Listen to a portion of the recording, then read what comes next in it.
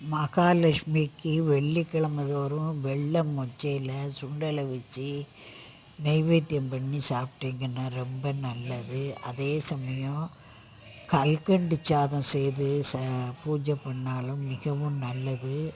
பால் பாயாசம் ஒரு கையளவுனாலும் செய்து அம்மனுக்கு நைவேத்தியம் பண்ணிங்கன்னா மிகவும் சிறப்பு. மகாலட்சுமிக்கு இனிப்பு பதார்த்தங்கள் தான் மிகவும் பிரியங்கிறதுனால இனிப்பு வகைகள் வச்சு வணங்கலாம். மகாலட்சுமி